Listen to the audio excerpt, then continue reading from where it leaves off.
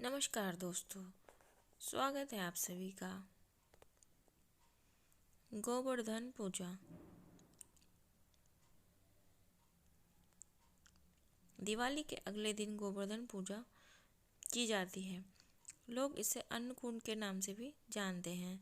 इस त्योहार का भारतीय लोक जीवन में बहुत महत्व है। इस पर्व में प्रकृति के साथ मानव का सीधा संबंध दिखाई देता है। इस पर्व की अपनी मान्यता और लोक कथा है। गोवर्धन पूजा में गोधन अर्थात गायों की पूजा की जाती है।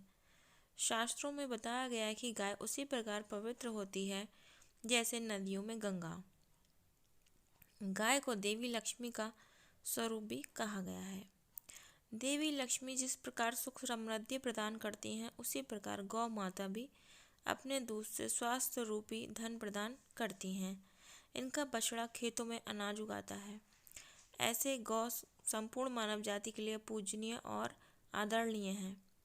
गौ के प्रति श्रद्धा प्रकट करने के लिए ही कार्तिक शुक्ल पक्ष प्रतिपदा के दिन गोवर्धन की पूजा की जाती है और इसके प्रतीक के रूप में गाय की। जब कृष्ण ने ब्रजवासियों को मूसलधार वर्षा से बचाने के लिए 7 दिन तक गोवर्धन पर्वत को अपनी सबसे छोटी उंगली पर उठाकर रखा और गोप गोपिकाएं उसकी छाया में सुखपूर्वक रहे। 7वें दिन भगवान ने गोवर्धन को नीचे रखा और प्रति वर्ष गोवर्धन पूजा करके अन्नकूट उत्सव मनाने की आज्ञा दी। तभी से यह उत्सव अन्नकूट के नाम से मनाया जाने लगा। गोवर्धन की पूजा के संबंध में एक लोक गाथा प्रचलित है। कथा यह है कि देवराज इंद्र को अभिमान हो गया था। इंद्र का अभिमान दूर करने हेतु भगवान श्री कृष्ण, जो स्वयं लीलाधारी हैं, श्री हरि विष्णु के अवतार हैं, ने एक लीला रची। प्रभु की इस लीला में हुआ यूं कि एक दिन उन्होंने देखा कि सभी ब्रजवासी उत्तम प्रकार पकवान बना रहे थे और किसी पूजा की तैयारी में जुटे।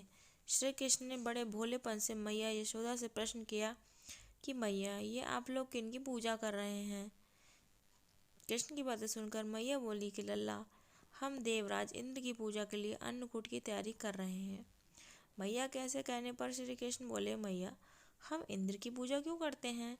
मैया ने कहा कि वह वर्षा करते हैं जिससे अन्न की उपज होती है, उनसे हमारी गायों को चारा मिलता है। भगवान श्री कृष्ण बोले कि हमें तो गोवर्धन पर्वत की पूजा करनी चाहिए, क्योंकि गाय तो हमारी वहीं चढ़ती हैं।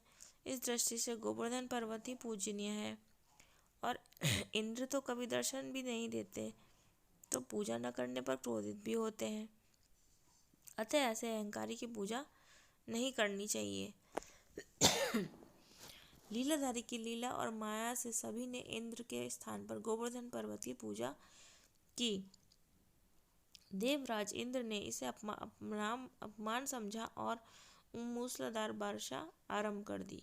प्रलय के समान वर्षा देखकर सभी ब्रजवासी भगवान कृष्ण को कोसने लगे कि इनका कहा मारने से हुआ है। तब मुरलीधर ने मुरली कमर में बांध डाली और कनिष्का उंगली पर पूरा गोवर्धन पर्वत उठा लिया और सभी ब्रजवासियों को उसमें अपनी गाय और बछड़े समेत शरण लेने के लिए बुलाया। इंद्र की कृष्ण की ये लीला देखकर और क्रोधित हुए, फलते वर्षा और तेज हो गई। इंद्र का मान मर्दन के लिए तब श्री कृष्ण ने सुदर्शन चक्र से कहा कि आप पर्वत के ऊपर रहकर वर्षा की गति को नियंत्रित करें और शेषनाग से कहा कि आप मेड़ बनाकर पानी को पर्वत की ओर आने से रोकें। इंद्र निरंतर 7 दिन तक मूसलाधार वर्षा करते रहे। तब उन्हें लगा कि उनका सामना करने वाला कोई आम मनुष्य नहीं हो सकता। अतः वह ब्रह्मा जी के पास पहुंचे और सब वृतांत कह सुनाया। ब्रह्मा जी ने इंद्र से कहा कि आप जिस कृष्ण की बात कर रहे हैं, वह भगवान विष्णु के साक्षात अंश हैं और पूर्ण पुरुषोत्तम नारायण हैं। भगवान के ब्रह्मा जी के मुंह से यह सुनकर इंद्र अत्यंत लज्जित हुए और श्री कृष्ण से कहा कि प्रभु, मैं आपको पहचान न सका, इसलिए अहंकारवश भूल कर बैठा। आप दयालु हैं, कृपालु भी हैं, इसीलिए मेरी भूल को क्षमा करें। इसके पश्चात देवराज इंद्र ने मुरलीधर की पूजा करके उन्हें भोग लगाया। इस पौराणिक घटना के बाद से ही गोवर्धन पूजा की जाने लगी। ब्रजवासी इस दिन गोवर्धन की पूजा करते हैं। धन्यवाद। आपका बहुमूल्य और कीमती समय देने के लिए दिल से आभार। Please like and subscribe. हमेशा खुश रहिए।